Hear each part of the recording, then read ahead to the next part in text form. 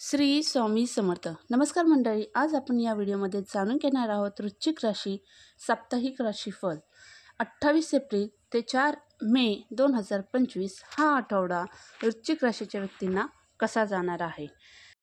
वृश्चिक राशीला या आठवड्यात काही चांगले परिणाम पाहायला मिळू शकतात. तुमच्या जीवनात महत्त्वाचे बदल घडताना तुम्हाला दिसतील.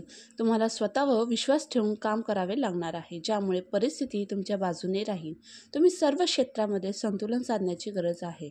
तसेच स्वतःला सिद्ध करण्याची देखील तुम्हाला गरज आहे. तुम्ही एखादे काम जर हाती घेतलं तर ते तुम्ही सिद्ध करून दाखवा. तुम्हाला ती संधी देखील मिळेल.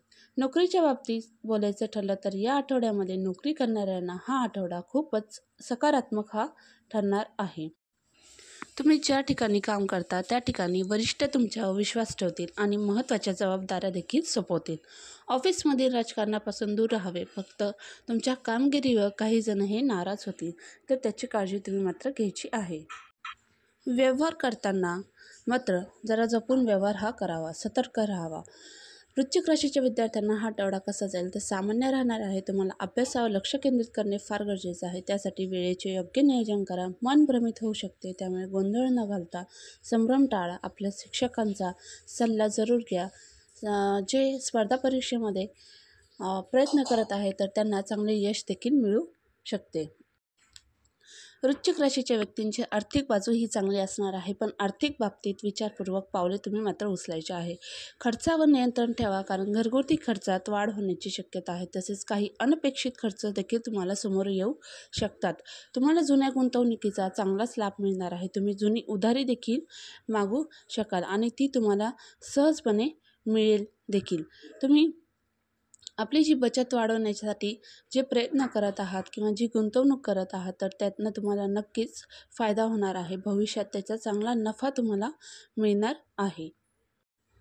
त्याचप्रमाणे वृश्चिक राशीचे जे व्यक्ती आहेत तर त्यांना आरोग्याची विशेष काळजी घ्यावी लागणार आहे, कारण अपचन व मानसिक ताण तुम्हाला जाणवू शकतो. त्यामुळे कामाचा ताण घेणे मात्र तुम्ही नक्की टाळा. विश्रांती घ्या, योगा करा, पुरेशी झोप घ्या, तसेच योग्य आहार देखील घ्या. तसेच डॉक्टरांचा सल्ला घ्यावा. सकाळी व्यायाम करावा.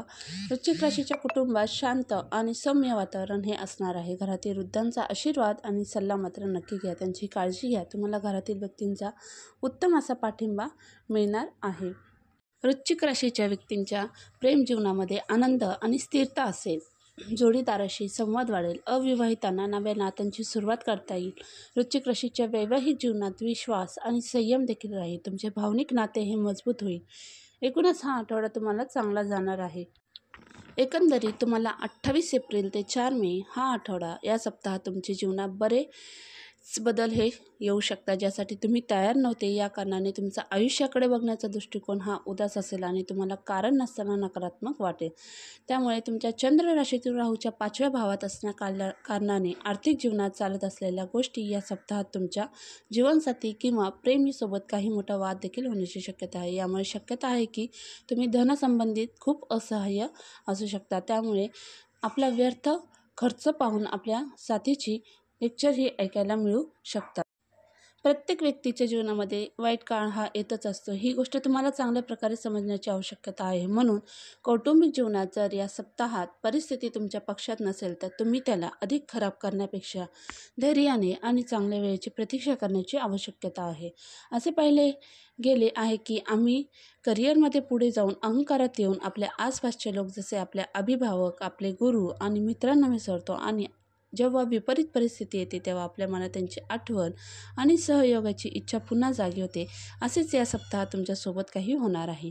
जेव्हा तुमचा अहंकार तुम्हाला दुसऱ्यांपासून दूर करेल. एकटेपणा खूप त्रास देतो आणि हेच काही विद्यार्थ्यांना अनुभव होऊ शकतो. खास करून जे विद्यार्थी घरापासून दूर राहून शिक्षण घेत आहे अशाच स्वतःला एकटे मात्र ठेवू नका. बाहेर जाऊन मित्रांसोबत नक्की वेळ घाला. एकंदरीत तुम्हाला हा आठवडा अतिशय चांगला स्वरूपाचा जाणार आहे. तुम्हाला ही माहिती आवडली असल्यास, व्हिडिओ आवडला असल्यास व्हिडिओला एक लाईक करा. तसेच चॅनलवर नवीन असाल तर चॅनलला सबस्क्राईब करा. तसेच कमेंटमध्ये तुम्ही कोणत्या गावातनं, कोणत्या शहरातनं हा व्हिडिओ बघत आहात ते देखील कमेंट नक्की करा. पुन्हा भेटूया अशाच नवीन व्हिडिओमध्ये. तोपर्यंत सर्वांना श्री स्वामी समर्थ. कमेंटमध्ये श्री स्वामी समर्थ नक्की लिहा. धन्यवाद.